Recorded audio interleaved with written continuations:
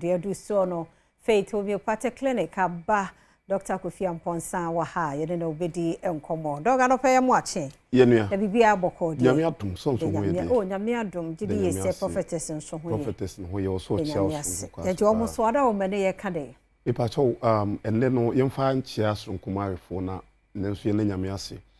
enne no yenhwe bibi o ai because adanse e ba e wo ani ho kwan e fa so ehwe ani e wo Faith Homeopathic Clinic no otum sa adanse e ba pa na ye kan ani ho sensem na ho conditions ne doso na on say ani no nti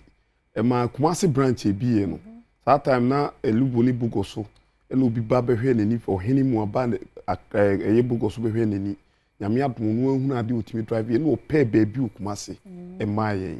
nti utimo se baby e bai Kumasi no ohena ankasa e no pe hode maye ni nyina ne se ani no ya ase de ne sitie so ani no de enye dum a wo wi ya no timi nko bebia da bia me ka se woni dum a obi bia asesa hwe won tare hye motimi hye obi na neni efra na obi na de ne kwa hwe atade hye na se nka ya de se neni wo ho a nka onhye nti ani hu sensem de ye ka se Faith ye de nsesi ye bu ka se wonya banko ade a se de ti bia no woni no ebeko last week eye Dr. Abi ya kra so tum branch ho lady baako sina nani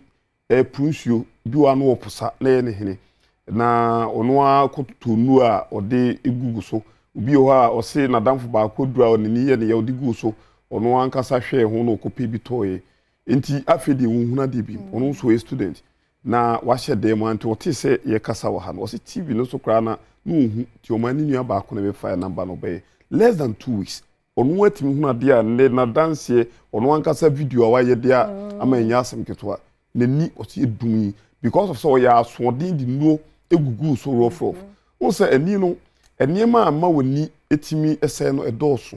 ye didie mu ka ho even nsuo kura asa wonta no mu nsuo a eno kura atumi ma woni ehaw ba ho ebi wo nso kura no a osmoki osan enom nsa saa ne ma mienu wa ka bom ni nyina ya de ebetumi ama woni ehaw aba ho obu a na didie mu nso kura nye so ati ase vitamins no behia C na E no zinc nso ka ho ni nyina bia wadidie mu saa ne ma we nyina no nya nti eno nso etimi koso wani no ma ohaw ba ho obu ha nani no enye ono ane fom so ba omame ewo infection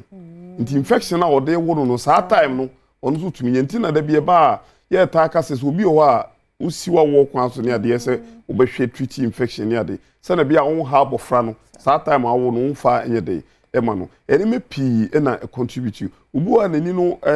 oposa but o hwe enka ho asem wo se ye ho no ba yes oba ne ati kofadu we guso eni ade inyadaji hwe woni no ibia na wo lens no woni no de ma ohu na de no ene ye fon sa be de bia ye fu ye hwe so a ne se hwe so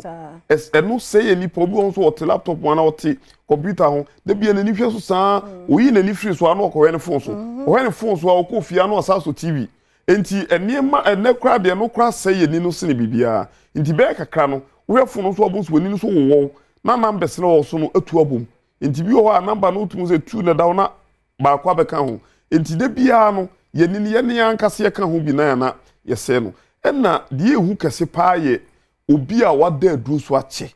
wanu madura obi beba ye ho no osema nu maduro sa 10 years aduro ba ko wo yade no wanu maduro no nko 10 years yade ne nko e de ade nko ana yade be nko enti obaba na aduro na ankasa ye den asai amanani no se ko wanu maduro na ache enna won se chemicals ahodo ne ne ma afredo ni ti no obi a wonya diabetes nso eno nso etimi kosema nani ne sei edi sani ma we nyina wunim na wani bibi ba wani so na wadwe so wow du timba to aduro na de gugu so a ya na ehu enti obi wo beba no na nani no o hye spectacle obeyi no wudu se nani no ono na ama saa ha no ayedai aba ye nuan mo wo mechanic shops ene omumu ye electrical welders ne ade no omudodo na because of omu a omayi no omu so nti no bo na akanani obi wo betena sia na obeba ne osi ye de sikan aka baako aka baako wani nso se baako no ehya ase na so anhwani a ebe affect you because omu share some links bia on here ono nso betimi amana affect you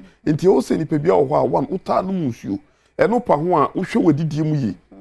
wanya wadidie no se de ese ya ni pedua no enya we eno pa ho asa wo obi wato nsam ntentan a also wo jai kra na wo so kra wo san smoke a ehu pa na judidie nso ya na ano woden enti de bia na ye kase so wo ho a wo na yade ne ba oni padua mu wo di ka hu wo the first person committee yi se bia wo timi nche se bibia wo oni padua mu a mi hu ani se bia wo ba wo sa Ghana nso de this obi so te obi funny ansa na ka so se ni pedi oyare enti so wan hwe ni ya wa o how bi beba na awo so ache no woni beba ho so na adi wunya pi ene Ghana sa wo ye kese a yesi utra ye wanya skane ade obi afu ye kese a yesi skafuro se ekofo how bre se se enya ka skafuro a na ho so osresre because woni mi se bia yiska e bia sa time kwa ye kan kwa ska e wotum 100 Ghana cedis enti uni padua no ma ho hia se yade bi ba mu otu ho na mo hwehwe yade no ansa na wa no modu ena ani ye ka ho asem no wadi no transe ma cataract no etane ba ebe kata so a ehu pa enye your glaucoma so ha fidi na wani no kra fidi edum kra ntie be se ma wani no hu hia ko wani no enye dum a wabrabo nyina apem ohini ya meka na se ba ehoyi ono na nini dum ye ose ni koko ana oti satmo ne ni ho de no nya no na nini dum ya fo mbebu akonta na emu acheminu na ni hwaso ni no diske ba otumu se ampa sika na ni wo ho no nya na onya sa de bia ka se ma wani ehu hia na oba enye so oba na emu oduru de guso ye o machines ho a be check wani no how abaso na ya mawo eduru ani wani no be fa how na abaso no be ko eno pa ho e o machine a de wash wani no so mawo oba na so how bia abaso na se ye wo ye be wash wani no so mawo enu ahodo a wanu manu tibetimi affect wani no so no ye be detoxify ni padua ni nyina atwe fi no afim ho nye ni nko na yehwe obi di stroke ba nyame atom yetimi hwe obi ho beba na stroke na dinya na no achia ne sadam se so na no ne mensuo obi ho beba na ne na no twe ba akwase hyase otum se wonsa ne wona ne tititi wo fa ye odu wo nante kakra no aba wakoma bon tentem otum se wotie condition kwa ne mi fretew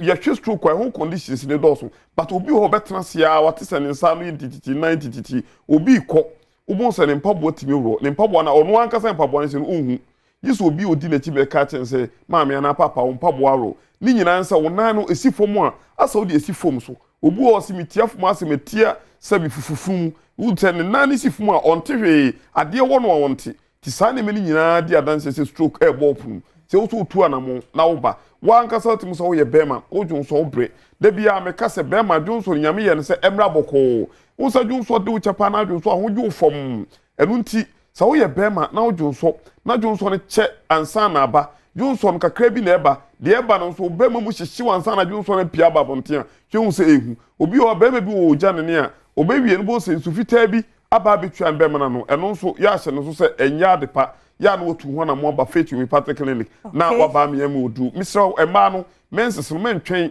ema o menses na ema yi no emfa fibroid ema oba bi obetena se afa bi du se wokwa wade ase no na fibroid ninti ama awo ho ede ama no oba ni nyina ebehwe ama wo ye bema nso amese obra ni enhwe ni enti a mema yosem ye ni enti a nkwamo ano nso ano aye mra entimi yesen oba mesra wo dem di twato nam de numbers no aba ne se obi ho ane nansi pija omia na atom mesra wo ehu wo yare kakra bi na wo se je pija na wani momumu amese wo hye ne nso se eyade a ha bp won hwi a ebetime de asembo ne aba me de number ne tudwa wo de wo frɛ number no na aba enkan ya de ye de mfidie ne ye adwuma mfidie no abɛkyɛ ya de akyerɛ wo hawa ba ni pedue no akyerɛ wo potency ye hwɛ wo mugya hemoglobin no ya hwɛ wo liver ya hwɛ cholesterol no ni ya hwɛ wo hawo no ankasa ansana ye de ohaw no ho aduro de ama wo ye de ma wo so ase de tebia ya de ne bɛkɔ so a ema bi mfisɛ ye tu ase free baby ye hyɛ ase no na ye de aba na wie misrɛw number of faith Homeopathic clinic ye de di adwuma no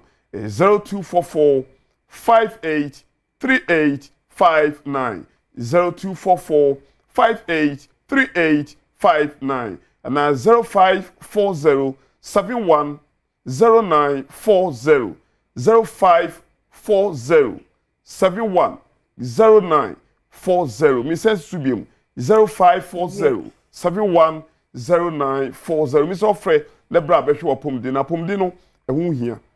se papa ye faith Homeopathic clinic and I yete wonka Dr. Kofi Amponsa da se ne bompa ye se obesa ba ne atwa so ye da se ye basisi ye da ye de ba ku yi atwa so meba